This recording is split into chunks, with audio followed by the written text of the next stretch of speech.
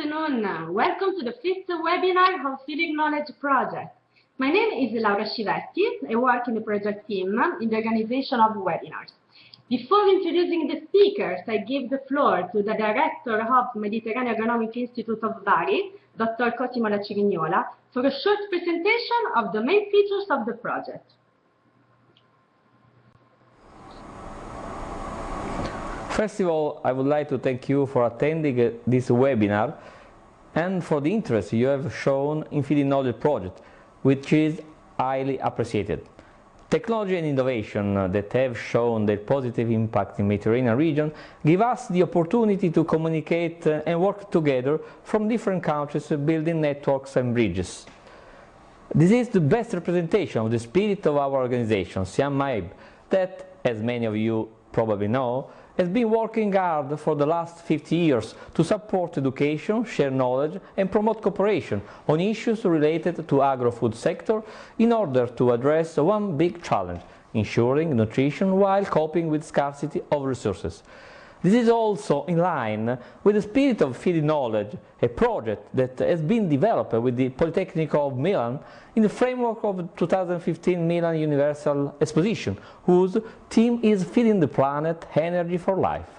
The project is based on the idea that knowledge development is the best way to identify concrete solutions for food security that really meet the needs of countries. The cycle of webinars, which is the very first activity of the project, and all Feeding Knowledge activities are developed through 5 research and innovation priorities. The first is sustainable natural resource management, the second is quantitative and qualitative enhancement of crop production, the third is socioeconomic dynamics and global market, the fourth is sustainable development of small rural communities and marginal areas, the fifth is food consumption patterns, diet, environment, society, economy and health. The main objective of the project is to create opportunities for dialogue and development through a Mediterranean network of experts focused on research, innovation and transfer of knowledge on food security.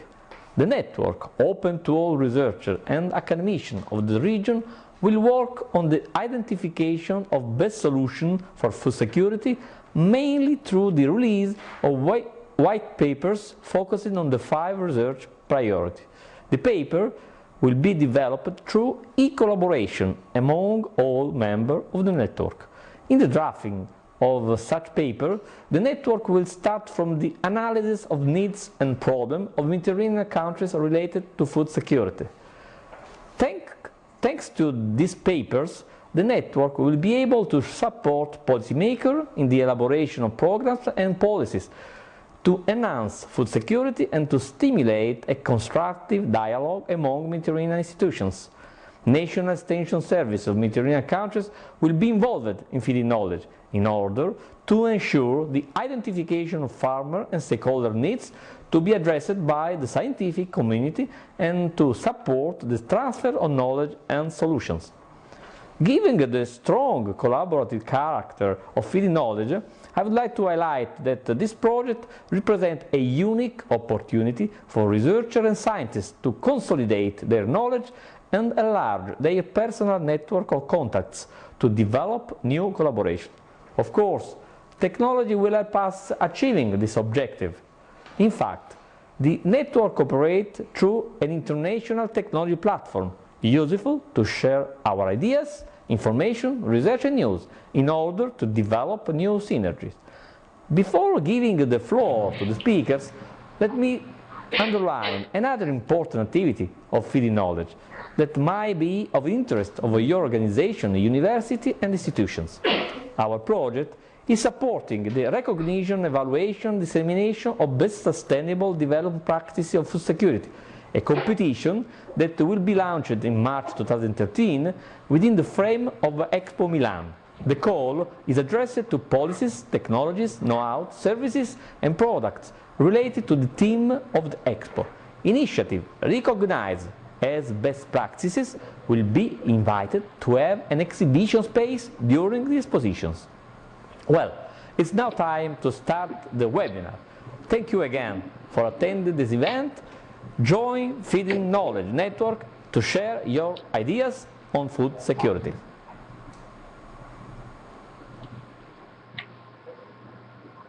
Thank you very much, Dr. Lacignola, for your presentation.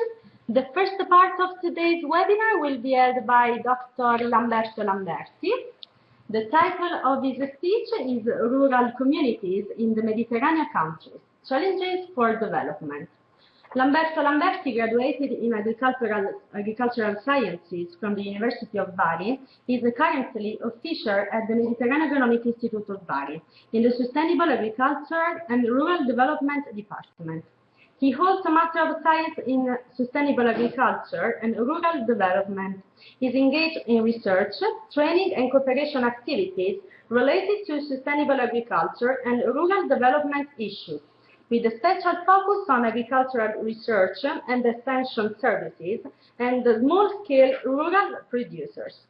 During his career, he has developed interesting experiences on food security and projects in countries like Afghanistan, Ethiopia, Albania, Lebanon, and Morocco. Following the two speeches, the question time session is foreseen. Please write your question in the chat box that will appear at the bottom on the screen on the right. The speaker will answer after their speeches. Thank you. Lamberto, the floor is yours. Good luck. Thanks a lot, Laura, for your presentation, and good afternoon to everybody. So the title of my webinar is Rural Communities in the Mediterranean Countries, Challenges for Development. Actually, there will be a special focus on the southern East Mediterranean countries. The webinar is framed within the Feeding Knowledge project, where priority 4 is on sustainable development of rural communities. And the purpose of our work team is to identify what are the major challenges for rural communities in the Mediterranean basin and to orient some steps for research for supporting communities in their development. Where we are, this is the objective, the purpose of our webinar, to update you on our progresses. First of all, we should start introducing rural people and their importance. They represent almost 48% of the world population and include the poorest and the most food insecure people in the world. They do play also very important roles in rural areas because they produce food, produce product, they manage natural resources, they provide laborers for local economies and national economies. The rural people profile. Naturally, they are located in rural areas. They live as communities. They can be farmer groups, pastoral groups. They can live in villages, in urban areas. What is important to say that they are communities in the sense that they share resources. They have similar livelihoods, similar strategies can be identified for the development of these communities. Their livelihoods are mainly based on natural resources, water and land in particular, and agriculture is their dominant activity. For agriculture, we mean farming, forestry, fishing, livestock breeding. However, aside agriculture, there are a number of non-farm activities that integrate together in a way to secure livelihoods to these people. The majority of rural communities are represented by small rural producers. So they are engaged in small-scale activities. And small-scale activities because they have scarce and poor assets, and they rely most of all on family labor. So the outcomes of their activities are low yields and low incomes, unfortunately. Finally, they live a condition of marginality, because they live in remote areas, or also because they are not always at the center of the development processes and agenda. Now we move to our geographical area. As you see, we are referring to the southern East Mediterranean countries.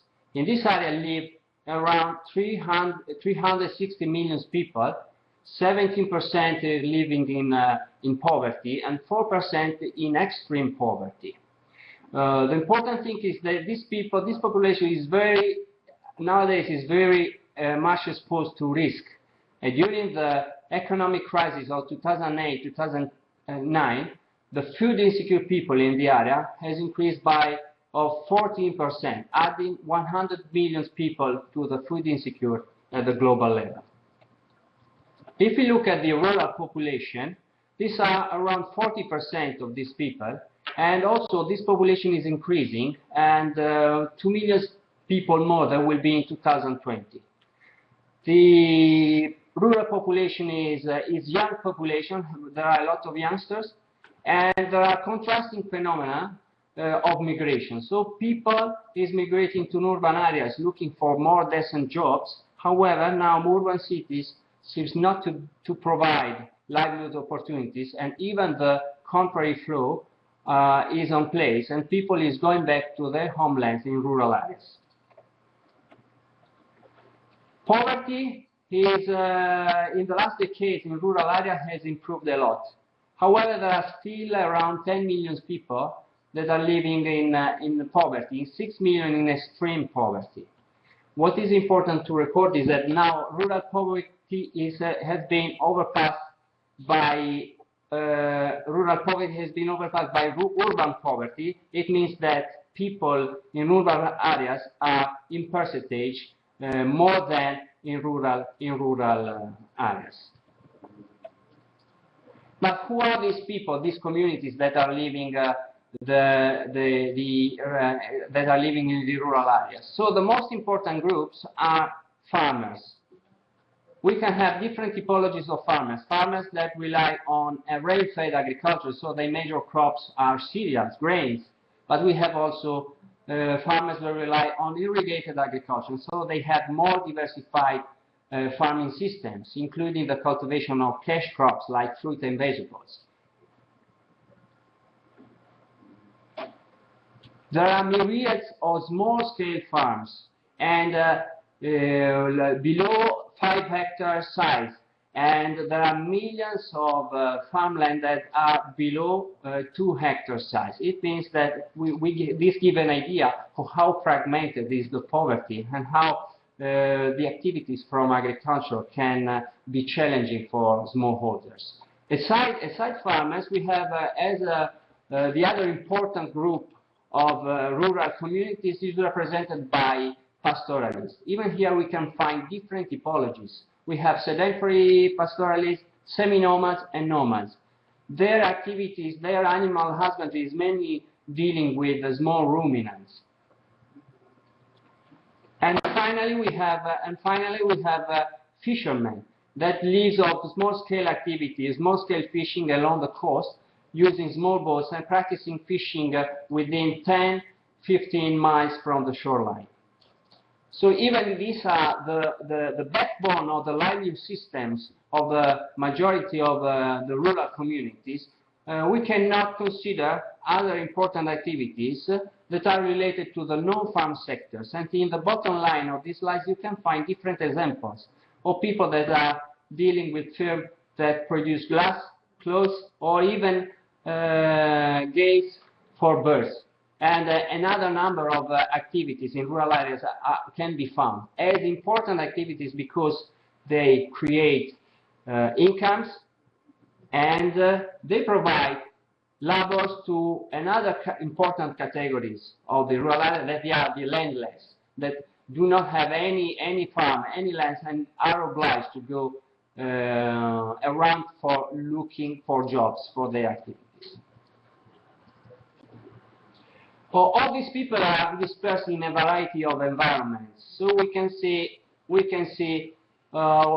find environments where a more commercial agriculture can be practiced because there is a good access to water, and they are close to urban centers and so to markets. But we can find also other important environments like highlands where more integrating farming systems are present, and so animal husbandry is very much integrated with agricultural activities.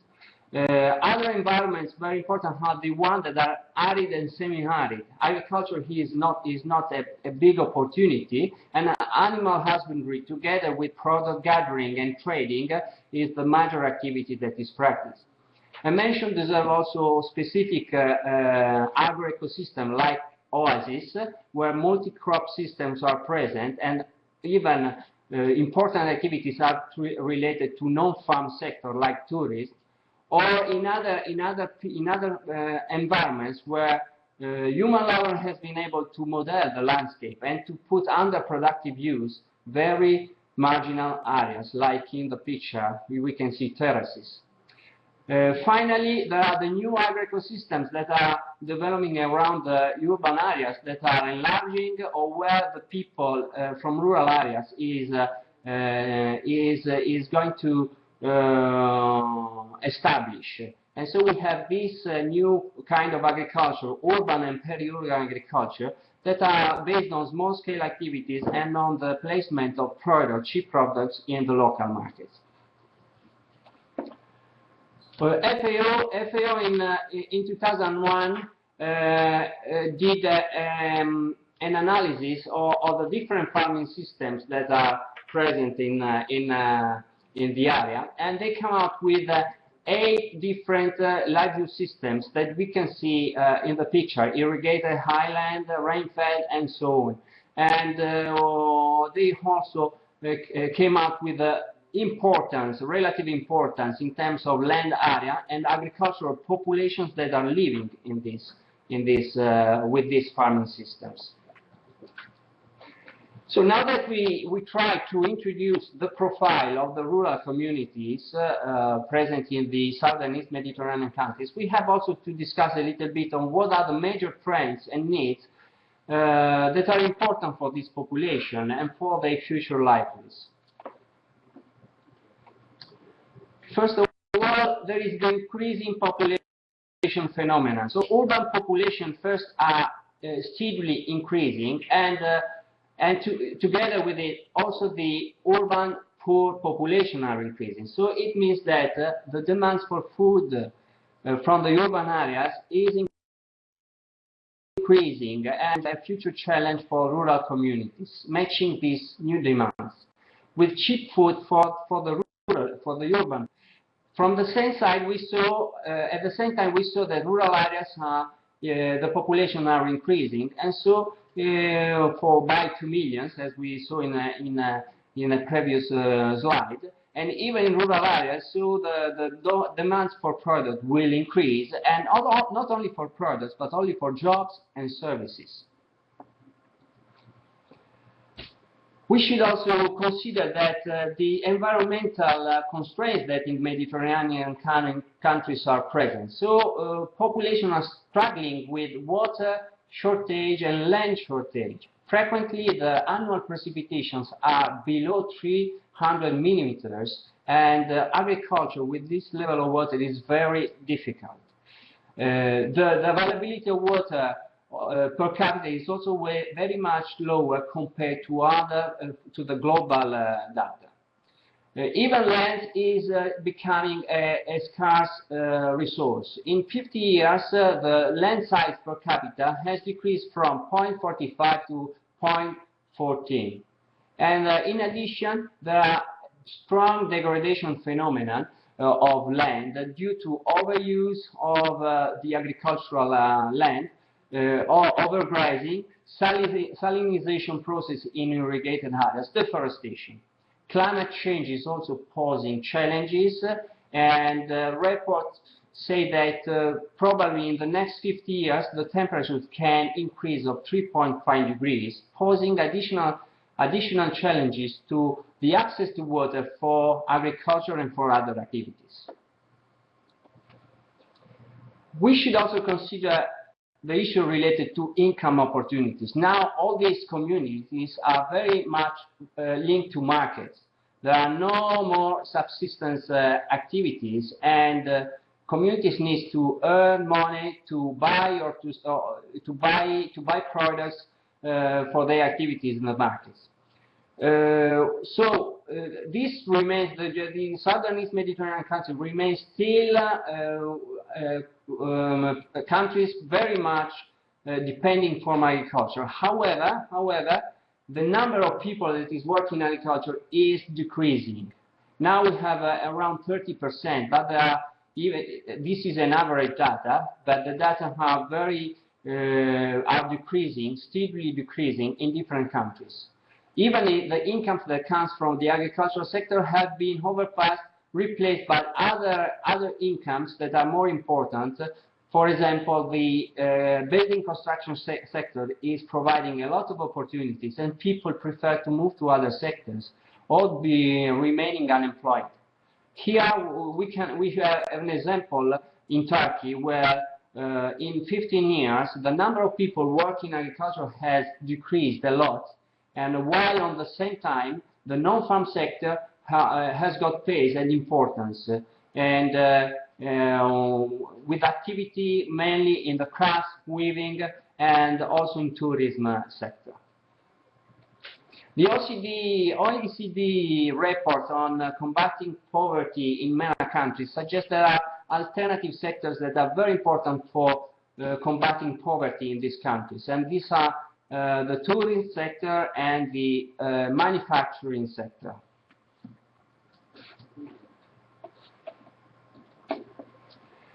Another important topic that deserves attention are the services in rural areas. Still, there is a big gap compared with urban areas.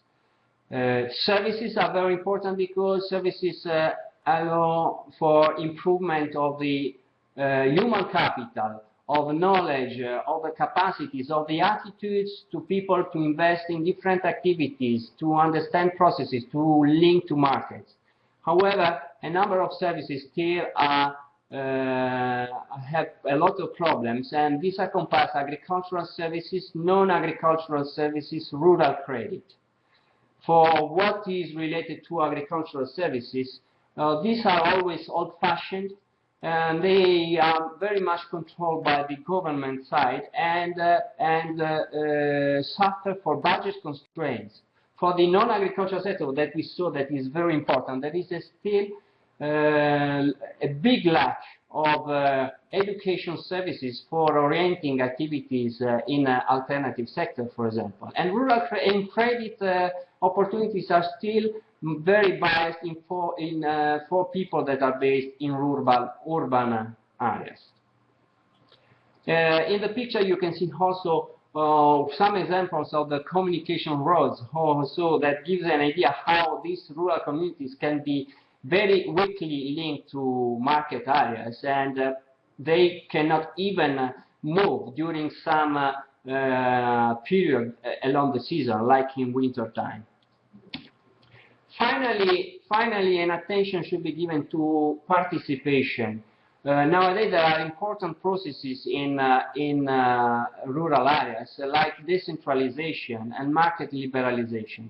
This process demands new and active roles by the rural communities. And so the presence of community-based organization is very important, since it allows communities to get power, to save time, to reduce transaction costs, to be more competitive on the market.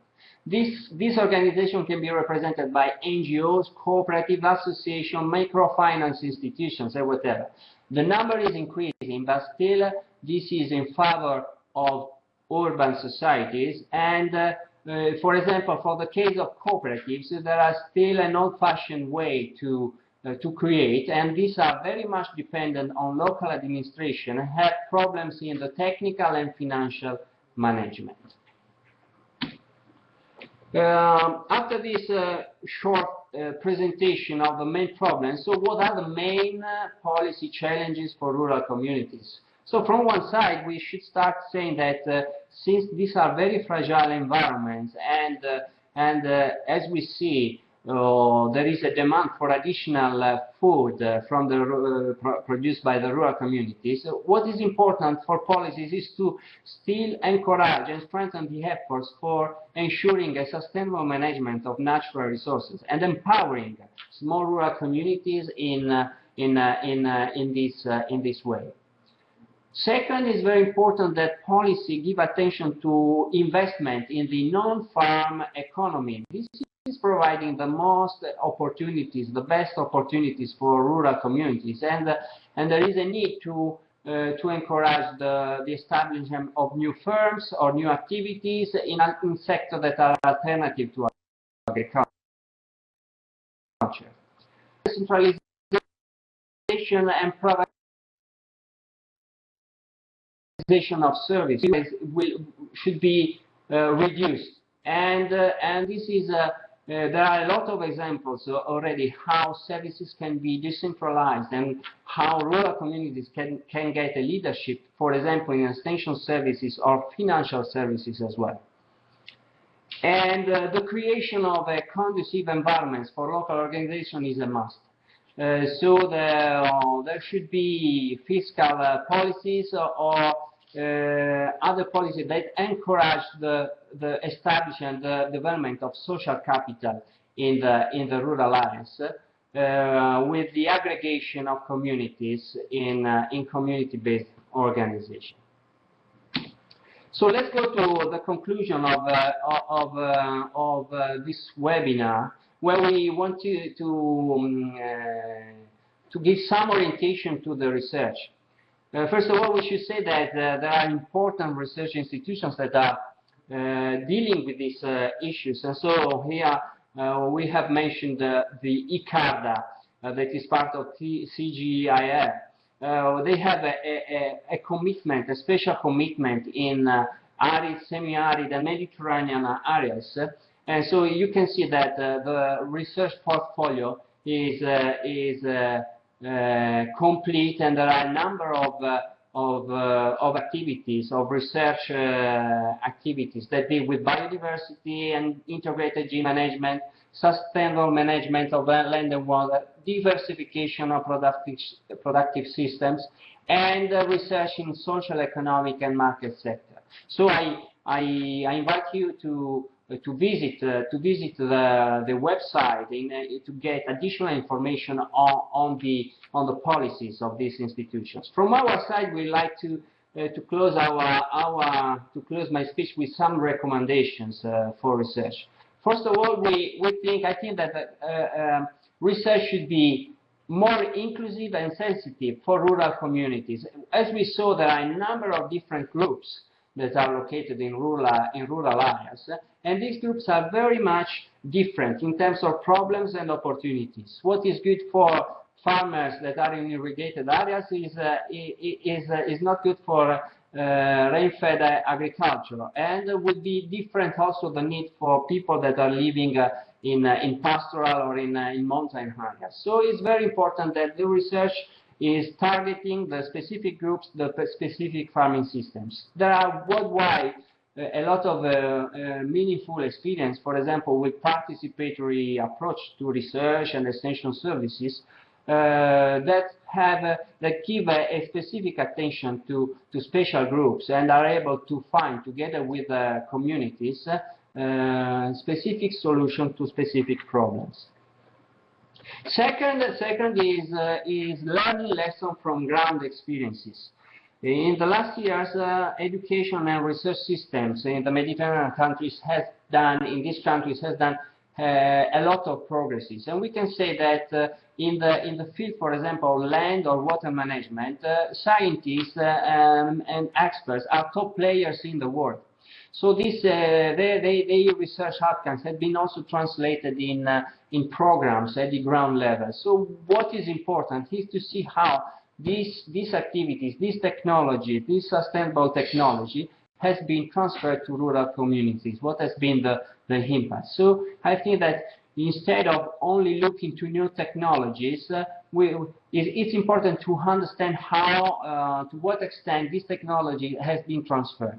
Frequently, it's not a matter of the technology that cannot be transferred to community, but it's also a matter of the process, how this technology is transferred. So it's important to understand where are the factors that ensure a success of a technology transfer, but also to understand what are the bottlenecks for improving the processes. Third, research should focus on agriculture and non-agricultural sectors that offer added value to small rural producers. As we shortly say, rural producers have scarce assets. One of the most important assets they do have is the labor force. So it's important that the research focus on some sectors where smallholders, small rural producers can invest the resource they have in a way to get important returns. There are good examples, for example, for saffron production of argan oil, where communities, marginal communities, has got interesting results. Even focusing non-agricultural sector like agro-processing should be a major focus. For example, developing technology, low-level technologies like solar energy for drying products, for example. Finally, it is important. We think that this is very important. The research should keep a value chain approach. And so looking for the multiple roles that rural communities can have in a value chain. So they can input supplier, they can producer, they can be processor, but can also play other different roles. So this is a way to ensure that backward and forward linkages that involve rural communities are ensured in a development process, and then local and stable economies can form and be better linked to external economies. So now I close my interventions. I thank all of you for your attention, and I'm available for your questions. For the time being, I leave the floor to the next speaker. Okay, thank you very much, Dr. Lamberti, for your very interesting presentation. The second speaker is Dr. Virginia Belsanti. She will give a speech on rural communities and local innovation. Virginia Belsanti is at Mediterranean Economic Institute of Bari consultant in sustainable agriculture, food and rural development. She has gained several years of experience in didactic and research tutoring in the framework of a postgraduate course in sustainable agriculture with a focus on small-scale farming innovation, natural resources management, and social capital development. She has contributed to concept definition and activities implementation of a number of development projects aimed at capacity building. She holds a master's degree in diplomatic studies and has worked abroad for 6 years as an executive in communication and information management within international media and publishing companies. Virginia, the floor is yours. Good luck.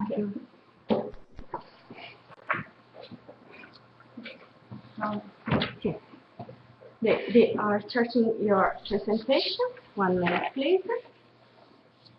Okay, you can start. Okay. Hi, everybody. My presentation is about rural communities and local innovations. So, no. 1 minute. Okay. Okay, so I'll start my presentation by you a story I read in a few weeks ago. The story is about a man called Jacopo Savadogo, and it was known as the man who stopped the desert, which is also the title of a short film, a short documentary that has been shot by a small company, and you can find the movie online. So Jacopo Savadogo lives in Burkina Faso in the Sahel region, a small village called Guga. He's a small farmer who's 60 years old, has 3 wives, 31 children, but the most important number is that it took him 38 years to regenerate a forest of over 12 hectares, and hopefully with the help of some of his children. And we can say it's a story of courage, commitment, and challenge. Some more details. So Sahel is a very hard place to survive. Between the 70s and the 80s, it experienced a severe drought, which combined with other negative environmental factors like overgrazing, poor land management, overpopulation, caused massive migration, poverty, hunger. But Yakuba decided to stay. He decided to stay, and he remembered about an ancient practice he had learned from his parents called Zai. In his language, Zai means pit. And it consists in preparing the land during the dry season, digging some pits, and those pits will retain the rain that falls during the following season. What happened? He added an innovative element. He increased the width and the depth of the pits, you can see the measurements, and he covered them with some composting dung. This intuition attracted termites that digest organic matter, contributed to mineralize the soil. When the rain came, the water collected in the pits flowed in the tunnels dug by the termites, allowing better irrigation, and plants could germinate and survive to severe growing conditions. What happened? The neighbors thought it was crazy. They were jealous. The police tried to arrest him because he opposed the project of property speculation the local government had agreed upon. And, but he just didn't care. He continued his activity, and to prevent the desert from advancing, he decided to plant some trees and took care of the trees that were growing spontaneously. The trees were very important because they were protecting the sprouts from the wind, the plants from the heat. They kept the soil moist and provided some firewood. So he obtained a rehabilitation of farmland, regrowth of forests, but also obtained some socioeconomic improvements because the people, the farmers that had fled, had left the land, came back to their land, started farming again, and could live with their families. What happened then? He started to disseminate his knowledge through the radio, and many farmers were coming from across regions far away just to exchange some good quality seeds and learn the technique so they could rehabilitate hectares of dry land. Now, Yakuba is a celebrity now. He's been invited to international conferences, got the attention of international organizations, governments, and so on. But what is of our interest is this an isolated, exceptional account of a brave man and his endeavors? Or this is a recurrent behavioral attitude? Well, we knew this was a natural attitude of farmers because they've been innovating since agriculture became a human activity, like 10,000 years ago. They innovate because they're curious or because they're creative, but mainly because they need to produce more for food or money. And their innovation can be, these are all pictures from the innovations that we collected during our experience. And their innovation can be of a technical nature, like management of soil and soil fertility, on pests and disease, or to reduce the costs of production, to have access to better quality inputs, or to improve post-harvest activities. And they can be social too. That means when we say social, we mean like new forms of institutional arrangements. They are often characterized by common interest groups that will improve smallholders' livelihoods in a sustainable way. Examples are like producer organizations, natural resource management groups, farmer-to-farmer extension groups, credit union, farmer research groups, and so on. What they do is they integrate local resources, they combine inputs, knowledge, and management practices. What are the common features? Well, they're easily accessible, they're not harmful for the environment and natural for the humans, and they built on natural processes. They benefit the most vulnerable ones, and they're easy to spread. So how do we know about these stories? Well, this is thanks to our experience, 10 years of experience in the Sustainable Agriculture course, where over 200 participants from 27 countries have reported as many stories. During the training, our students have been involved in field research whose aim was the identification and analysis of smallholders' innovations for sustainable agriculture and rural development. What these innovations reflected the complexity and diversity of farming systems, and they resulted in very often multifunctional, satisfying multiple objectives. They were always considering an important fact that sustainable agriculture is like is a tangled intersection of farming, human, social, and political systems. And the important fact at the base is that smallholders rarely act as simply adopters, but they're rather adapters of technologies, the developers, the innovators. Now, and here we come to our stories, just a couple of stories which I will tell you in more detail. So the first one is about a local group called Banso, which takes the name taken by the village where it was founded. It is located in Serbia in a national park that can benefit from tourists because of the good quality of the air. The village is has got less than 200 inhabitants, and mainly are women aged 55, 80% are widows. They're poor. I mean, they live with poor pensions. They own less than 1 hectare of land each, small plots. And what they were just meeting for socializing because they had a lot of free time. They had nothing to do. And during their meetings, they decided to do something useful. So they started producing some traditional products using the vegetables and the fruits organically grown in their little plots that were grown by family members or local laborers.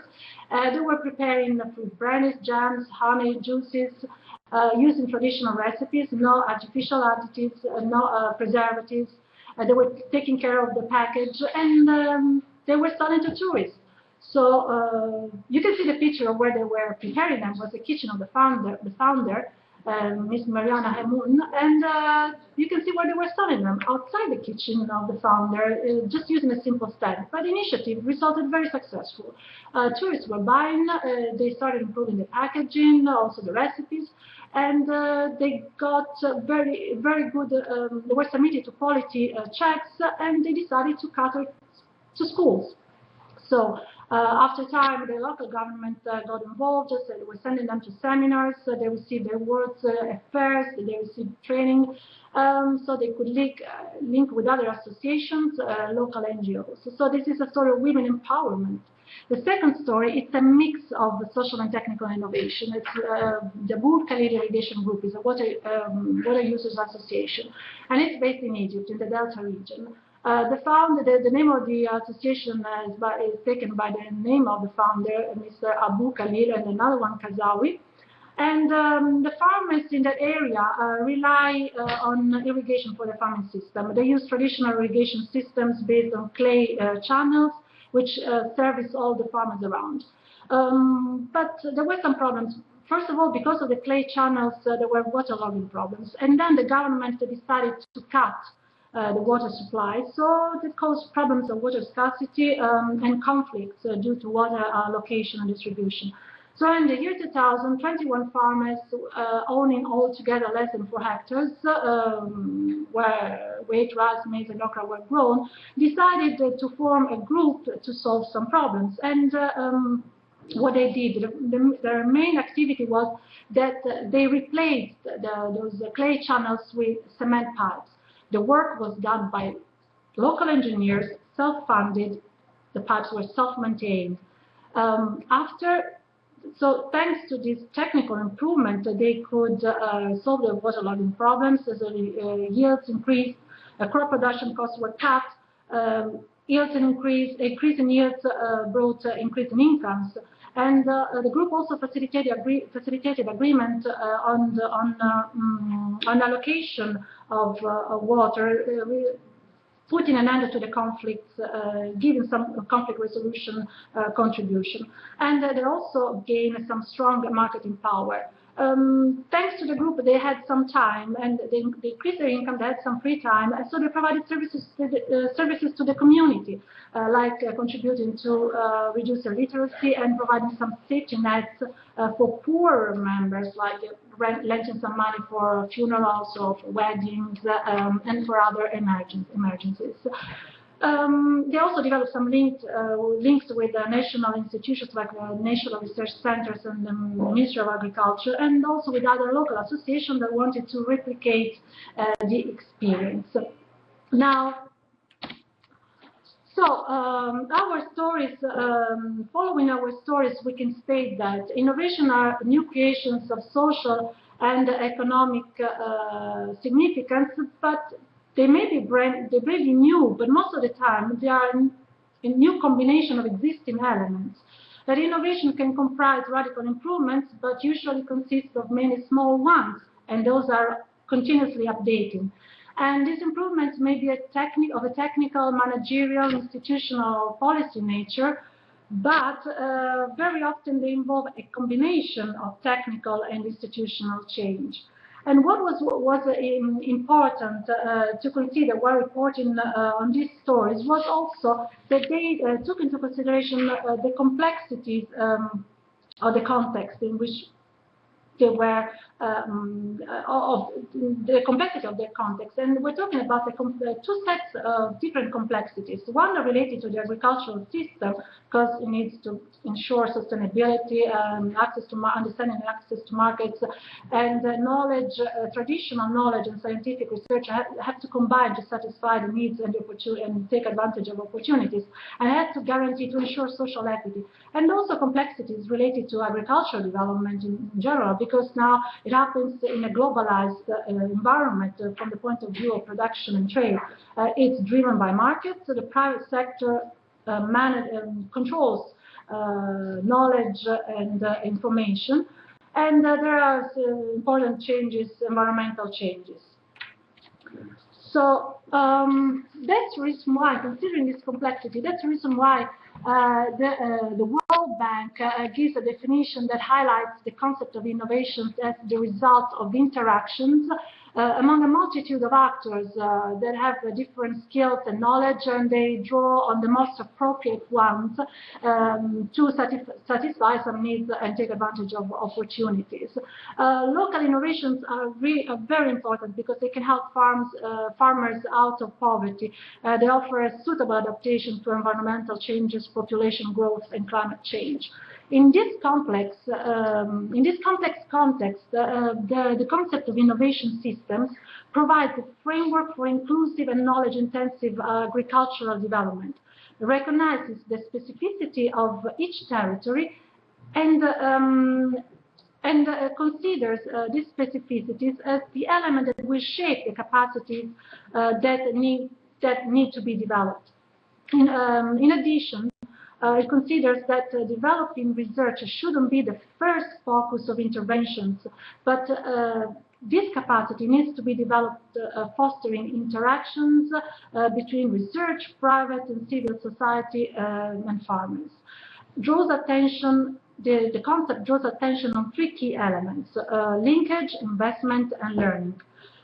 And this concept is important because it's important for us because it gives us the opportunity to understand how a specific agricultural context can make better use of new knowledge and design alternative interventions that go beyond research investments. Now, you can see here a scheme that shows that over the years, the linear transfer of technology model that developed modern technology packages has considered innovations as the progress of research. So farmers had no influence on it. So they were disseminating these packages through top-down research and extension services down to the farmers. And this has benefited big and commercial farmers, well-connected, but had limitations to reach smallholders because they didn't have they were inappropriate for them because they were not available, too expensive, too far to reach, or they cause harm to the environment or to the health. Since then, alternative approaches have been developed, just taking into consideration the capacity of the farmers, including them in making them participate in development processes and empowering them. So the rapid environmental, economic, and social changes that occur at different levels, global, national, and local level, require research and a development approach that is able to support adaptation to those changes. And we also have to consider that the rural environment is complex, is vulnerable, and is diverse. And it requires a flexible, decentralized type of research, and farmers have to be actors in that. Now, you can see in this figure the characteristics of innovation systems, which is a network of private, it's a network, it considers the diversity of actors involved and the potential interactions, the role of informal practices in promoting innovations, and the importance of the agricultural policy context. So it can be considered a network of public, private sector, civil society, and farmers. And the problems and the opportunities decide the mix of stakeholders, and the composition of the partnerships changes over time and according to the changes in the situation. So these are, you can see some characteristics like facilitate need and opportunities for multi-stakeholder partnerships, solved by multi-stakeholder partnerships, and the importance of facilitation and coordination skills that happens through local institutions that need to be empowered, because local institutions are very important.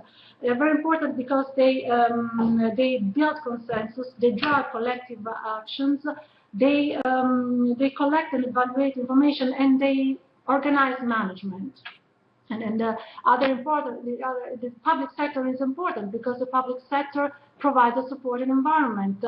Innovation can arise everywhere, not just in research centers. It can be originated by farmers, by governments, by NGOs, by groups. Now, in this table summarizes the features of the innovation system, but I just want to draw the attention on the mechanism for innovation, which can be considered the basis of innovation, which is interactive learning. Now, to conclude, the pursuit of innovativeness. Well, this is important because innovation can just be like innovation by itself can be just a case study, but we don't want that. We just want innovation as a process. We need innovation to be scaled up because this will drive development of innovations and the development of those farming of agriculture, which is important because it improves productivity, increased competitiveness, economic growth, creates jobs, generates income, and alleviates poverty and drives social development. The ability to innovate depends on several skills. You can see it's like traditional knowledge and other skills at different levels, partnership, alliances, the policy context, also the routines, the collective actions, traditional practices that define and pattern the propensity to innovate, and the ability to continuously learn and use knowledge more effectively. But the most important thing is that the farmer is at the center. Innovation comes from the field, and the farmer stays the main driving force. Thank you. Okay. Thank you very much, Virginia, for your very interesting presentation. And now the question time is open, and the speakers will answer to all your questions. We received many questions. Thank you for sending us your question. And of course, since the time of this session is limited, the speaker will be glad to answer further questions through Feeding Knowledge, Facebook, and Twitter official pages. So follow us in order to be updated about on our activities.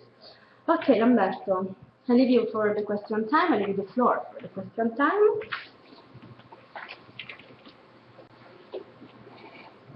So thanks a lot, all of you, for your suggestions, statements.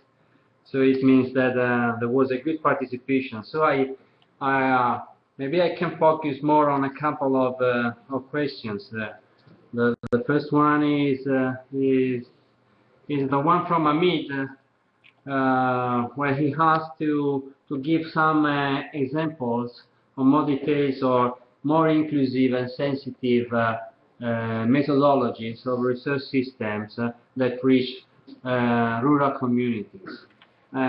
So this is an interesting question. You know, all the research systems in the last decades has been developed according to TOT approach, transfer of technologies. And so technologies has been developed, designed in control environments, in experimentation station, looking at single commodities or single issues related to a production systems, and then transferred through extension services. Finally, farmers are expected to be simply adopters, like boxes that should be filled in. A lot of shortfalls has been observed since this kind of approach has been producing efforts for modern agriculture, but a number of farmers, of people that is living in marginal environments, didn't get a lot of effort. So that's why other kind of approach, like participatory, more based on participation of communities, has been developed. And there are a lot of examples. In the presentation there was, for example, a slide on farmer field school. So that these are approaches where the relationships between the research and the farmers are different. Farmers become main actors, protagonists of the research activity. What is demanded to farmers is not to be sophisticated scientists, but to work together and to design feasible solutions to their specific problems. So in the case of farm and field school, communities stay together in a seasonal crop time, and they meet regularly per week, sharing problems, looking for solutions, and then experimenting in their own fields and meeting again in a way that they can get additional knowledge on the specific issues that can be related to the management of a pest or a disease. So the process is not specifically looking for a technology, but is also for creating knowledge in the people that are living, that are farming, and that are facing problems day by day. So very much oriented to empower and not focusing only on a specific, for example, variety or a machinery. Is creating a knowledge how to use or how to find solution according to the needs of the specific agro-ecosystems and the access that they have to tools or to inputs on whatever. There are also other kind of examples. So personally, at this time I'm working in a project in Ethiopia where we are promoting farmer research groups. At this time again, there are groups of farmers that have access, facilitated access to improved technologies that could be seeds, for example, and they implement their own trials in their field, and then they have field days with the communities in a way that they can extend the knowledge they acquired, and that they will decide for their next for the knowledge that better fits for their own system. So the research in these times has a different role. So they are outsiders that time to time come in touch with these communities and acquire the knowledge and provide the knowledge that the farmers are not able to get by themselves, or they stimulate, facilitate the increasing of knowledge, proposing arguments, topics, and facilitating the discussion.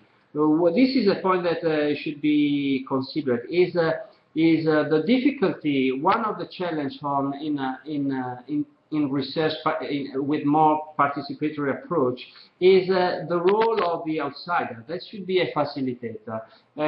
So this is frequently indicated one of the major constraints where people that comes from the research side are not used to facilitate a network and manage a group of people in a way to create the knowledge and the opportunities to find the solution to specific problems.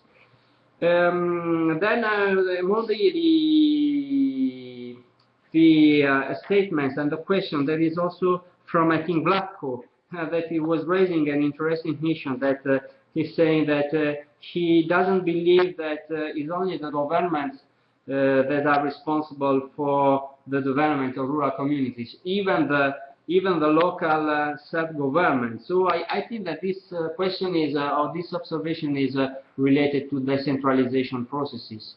Nowadays, these are very, most of the countries are focusing on the decentralization of services, giving power to local level for planning, for implementing activities.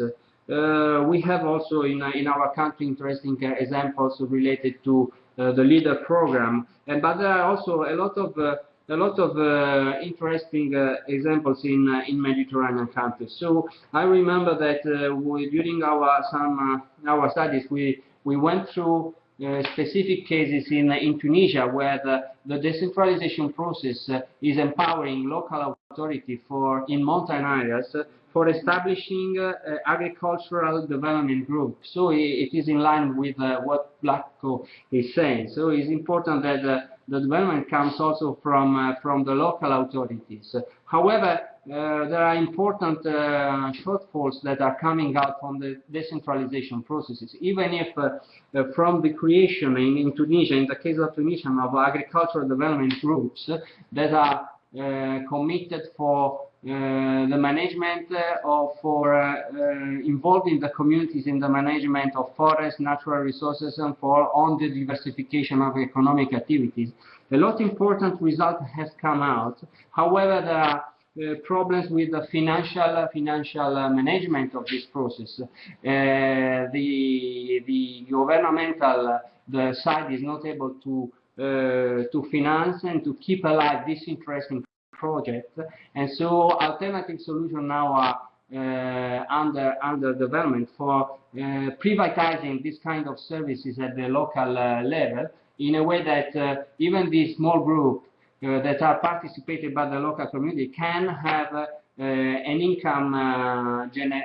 income from the delivery of services to ensure the sustainability of the process. So what I mean, decentralization processes are everywhere, but frequently there are shortcomings related to the management and the preparation of the governmental and the local authorities in the management of these processes.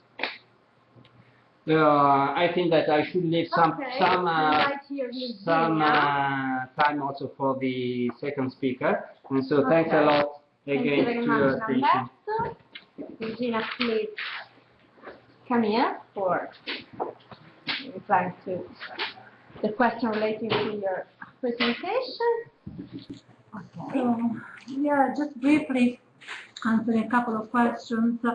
The first one was that it has been underlined the role of community-based organizations for the development of rural communities. Can you make examples? Well, I was mentioning some examples of rural communities, of groups that can be helpful in promote development in rural communities. And there were producer organizations, natural resource management groups, farmer-to-farmer farmer research groups, farmer-to-farmer extension groups. The importance of these groups is because they have several degrees of importance. Naturally, okay, from the theoretical point of view, they're defined in a certain way because the roles are like some of the groups they defined the groups that combine people belonging to the same sector, they satisfy needs for bonding. They're important because they can identify, they can better identify the needs the community has, or maybe there are some opportunities that this community has, so they can better identify the activities, what they need, and they can organize, they can better coordinate because they know the area, they know what they need. They know they probably will work better to get it. And but at the same time, there are other groups which are important, and those are the groups that the relations. There are some relations which are also important among groups, and it's called bonding, which connect groups, different groups belonging to the same sector. And this is important for a rural community because it can empower them, so it can give. It can increase the power on the market. And then naturally a small rural community can benefit from powerful groups, and can benefit from groups that are able to develop links with external environment, so with the government, because they need a framework in which they have to operate. So there are different sets of groups, and as I said already, I mean the examples are the natural resource management groups, like the water association groups that manage water, manage important resources. So the other, there's another question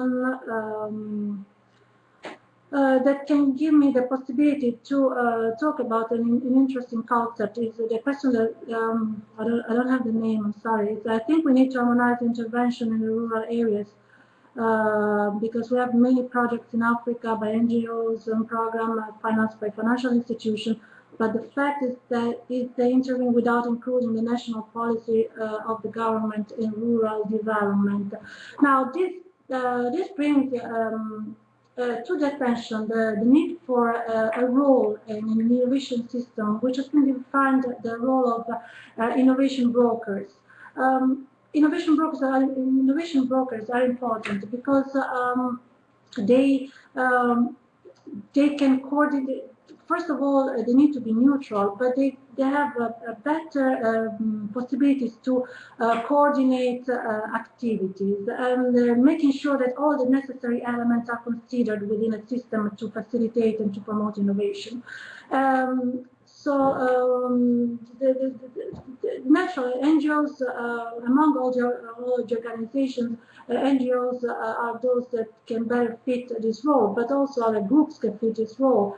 But they have to change their attitude, because they shouldn't be considered as implementers or problem solvers anymore. They have to take into consideration the local resources, so they have to build a smallholder strength.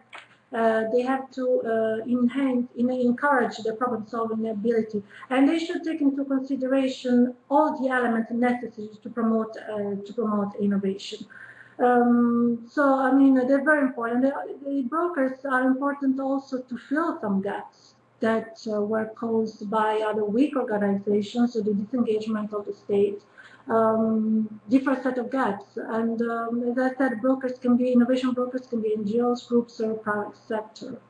So, okay. Thank you very much, Virginia. Thank you very much. Let me briefly thank the two speakers of today's webinar, Lamberto Lamberti and Virginia Belsanti. And of course, thank you all for attending this event and for the participation. You were very active, thank you very much. A special thanks goes to my colleague of METIC, Polytechnic of Milan, for the fundamental technical support, and to my colleague of Mediterranean Economic Institute of Bari.